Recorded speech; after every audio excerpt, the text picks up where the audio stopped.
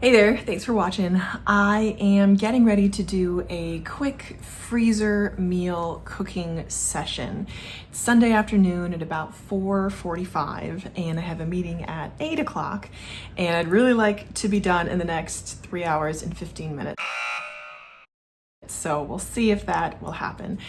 Also going to take you through my process, how I planned out the meals that I'm going to make, how I made space in my kitchen and my freezer first, then how I checked what I already had. So I shopped my own pantry first to see if we had anything, the ingredients that I needed, and finally I'm going to go grocery shopping and get the ingredients we need, and then I'm going to get to cooking and setting up to freeze. So come along for the ride.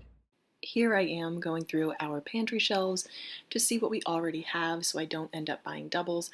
I didn't actually find anything that I needed, but I was glad that I did it so that I know what we have already.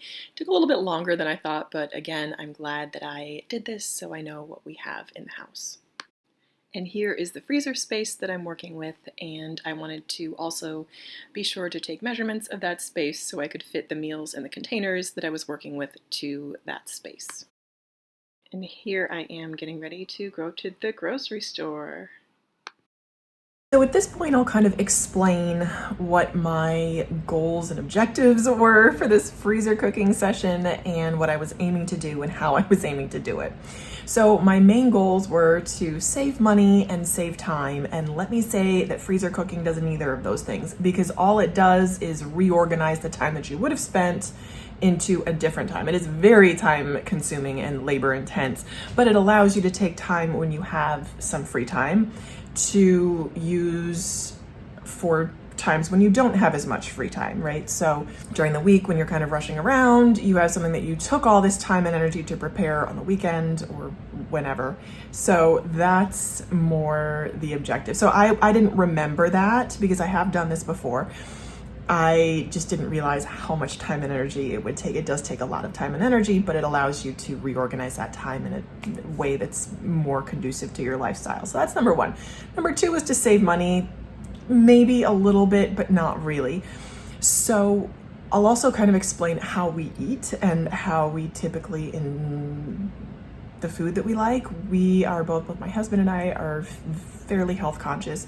We like a lot of fresh protein, fresh vegetables, and that's just kind of how we eat. And that's expensive. Fresh meat and fresh produce are expensive. I also, in the interest of saving time, you'll see in my grocery haul, I got some prepackaged like canned goods, which I don't usually rely on. For example, for beans, I haven't done this in a while just because I don't eat a lot of beans, but if I were to make them, I would make them myself. I'd like soak them and either put them in the, slow cooker or crock pot and make them like that, or boil them on the stove. But I got canned beans just to save time, and I got some frozen vegetables to save time as well. But the majority of what I bought was fresh meat and fresh produce. That's both expensive and it requires time and energy to prepare. That really doesn't change if you're freezer cooking. So the third thing is I'll link some of the recipes that I was following. I had 4 dishes in mind that I had made before and kind of tweaked to my own specification, and things that I knew would freeze well, or that I hoped would freeze well. So that was a mac and cheese type, noodle and cheese type casserole. And so noodle and cheese casserole, chili, shepherd's pie, and a steak and broccoli thing. So when then I got to the store and the broccoli that I chosen had been recalled, I was like, oh great, produce recall, wonderful. So I didn't end up getting the broccoli, and I just had the steak, which I marinated and was able to freeze with no problem. Freeze and then unfreeze 2 weeks later to kind of test to see how it lasted through the freezer. It did great. It was all good. So you'll see my grocery haul kind of reflect the way that we eat. And also, again, I'll leave those links to the recipes that I was kind of loosely following down below. Here's a clip of the pans that I got for the flat meals that I was making. Not the ideal size, but it's just what the store had. And here's me in the elevator. Okay, I am back from the grocery store. It took just over an hour and 3 minutes to walk to the grocery store and pick up what I needed for the meal prep. So just do a quick haul. I have celery, cheese, heavy whipping cream, non-fat Greek yogurt. I bought some plums for a treat. Frozen veggies, whole carrots, potatoes, butter, onions, and a lot of meat.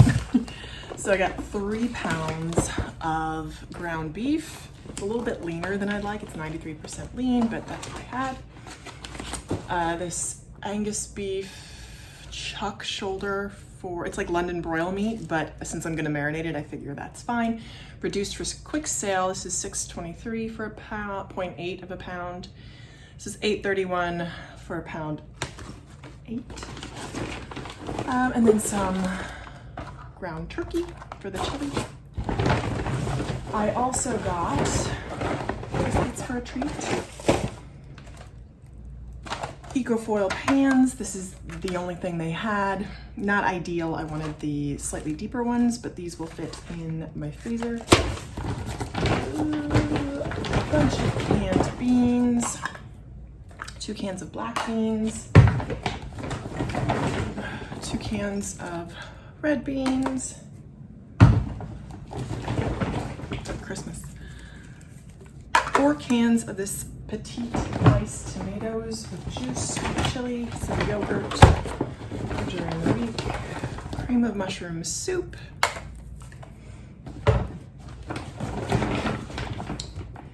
diced green chilies, and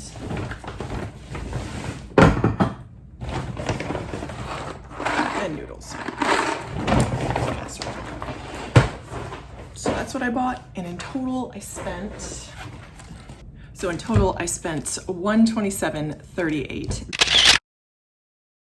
The only thing I didn't get was broccoli because I went to scan it and I got a notice come up that said it was a recalled item. So that's fine. I'm just gonna make the steak as it's, I'm just gonna make the steak by itself and that will keep fine. So I think the thing that that hurt me the most was paying like $4 for these frozen vegetables.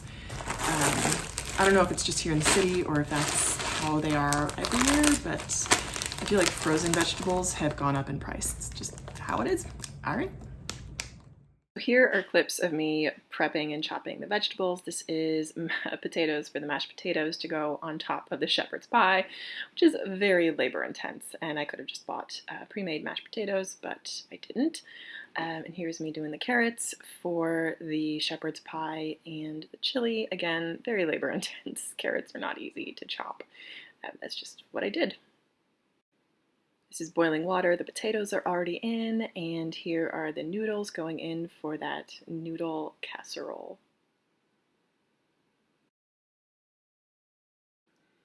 Here we are draining the noodles after they're finished cooking. Here I am chopping up some onions, and we also have some celery, which I just really enjoy having fresh produce, but it does take some effort to chop. And then the garlic I use that in pretty much all the dishes that I made. It's always good to have some fresh garlic on hand. Here we are browning the meat, and this is the finished noodle casserole. And that's what it looks like in the tins, getting ready for the freezer. And here's the final product all ready for the freezer. I covered it first in plastic wrap, and then I also put foil on top with a warning to remove the plastic wrap before heating in the oven. And here's the kitchen sink fallout. That's the before, and here's the after. This was another day. I am chopping up the meat that I bought on clearance and putting it in a plastic bag with a marinade in it. The marinade has some steak sauce, oil, vinegar, and mustard, and I will just put that in a plastic bag and let that sit in the fridge for a couple days to marinate, cook it, and then freeze it so that we have meat ready to go in the freezer that's already cooked. All we have to do is heat it up. Here I am browning the beef for the shepherd's pie. that was the second full meal that I made. And again, I cannot overemphasize the amount of time this is taking to put together. But again, I'm just using the time that I have now to reorganize and get ready for when I will not have as much time.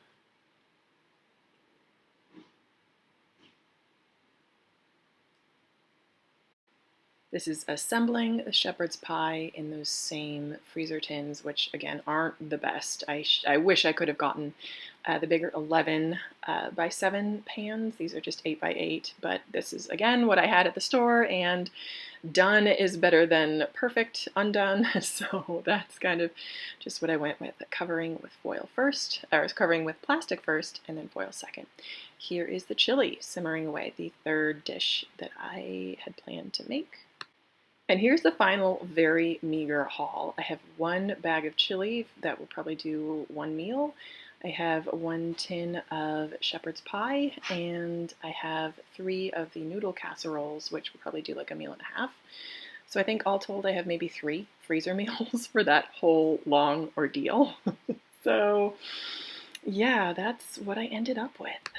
So the big question, was it worth it? Would I do this again? And would I do this again? Sure. I think that freezer cooking is a great way to organize your time. It does not save time. It just organizes it differently. And I guess if you're batching and you're doing things all at once, then it might save time, but it is not like the panacea that some of these homemaking blogs make it out to be. It's just not. I wish it were, but it's not. And especially for the way that we eat, because we do not eat a lot of processed foods.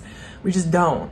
So I think if we ate differently, if we ate more carb heavy, if we were less specific about what we ate, it might be a time saver and a money saver, but it's just not right now, which is fine. The other thing is, I learned kind of that certain people in my household are a little bit wary of putting things in the freezer and eating from the freezer because of freezer burn. And I understand that. So there was kind of a process of, say, education on the part of, not me, in terms of reorganizing time to use it efficiently, effectively, especially when the baby gets here. There's going to be less time for things like cooking, and I don't personally want to rely too heavily on takeout. So that was a process. And we also needed to eat for the week. So it's, again, a process of having to cook ahead to kind of build up a stash in the freezer, but also needing to feed ourselves for the week, which we needed to do as well. So that was my takeaway. And because I hadn't done it in a while, the last time I freezer cooked was in December for the holidays, which is an epic fail because we just didn't have, there were 3 of us and nobody wanted to eat what I made. And I'm like, okay. So would I do it again? Sure. I guess I just forgot how much time and energy it takes, which that just is. So right now, you will have seen from the clip, we have maybe 3 or 4 entrees for dinner that we can just throw in either a pot or in the oven. And because the pans were so small, it would probably take 2 to feed us both. So they're like pre-made TV dinners with a little bit less, let's say, salt than a TV dinner, salt and sugar than a TV dinner would typically have, a little more protein. So that was a positive. It was exhausting, and I would not be in a hurry to do it again. But I guess like anything, the more you do it, the more you are accustomed to doing it. And I think the real key is to just be on top of it. Like, for example, if I had the time and energy and desire to do this, I would have done it like maybe 4 weeks in a row and then built up the stash slowly. The other thing is we don't have a ton of freezer space to use, so I'm kind of limited by what we have. And I am still kind of wary about how things will unfreeze when it comes time to cook them. So if you have any tips on how to prevent freezer burn, please let me know. I did cover, especially the casserole and the shepherd's pie, with plastic first and then foil. I put a warning on the top of the pan saying remove plastic before heating. And then we put them in a Ziploc bag as well. So it's 3 layers of protection against freezer burn. So fingers crossed, we don't have any freezer burn. The meat actually the marinated meat unfroze really well, which was good. So that's a huge positive. Other than that, it's just, I guess I just have to keep doing it. And did we save money? Again, sometimes it's just easier to buy pre-made or to order out. Usually not to order out, but to buy pre-made certainly, which I wish I could. I wish pre-made options were healthier, but the healthy ones are super expensive. So I think going forward, I'm just gonna focus on proteins and have a bunch of meat cooked and ready to go. So all we have to do is heat it up, chop up a vegetable, and be good to go. We'll see how that goes. I don't really think anybody's gonna be feeling like grocery shopping, but who knows? So that was my experience freezer cooking. I hope this has been helpful. This is not your typical sort of, oh yeah, I can feed my family of 5 on $25 for the month. Like, no, you can't. So that's just what it is. USDA guidelines are $50 per person per week. And I find that to be pretty accurate. And because we do eat higher, I don't say higher quality, but because we're fairly selective about what we eat, it's a little bit more. So it's just what it is. Okay, so thank you so much for watching. I hope this has been helpful and given kind of a different perspective on freezer cooking. Let me know in the comments your thoughts, your experience, and if you do have any tips on how to prevent freezer burn, I would love to hear them. So thanks again for watching, and I hope you'll keep watching. Bye.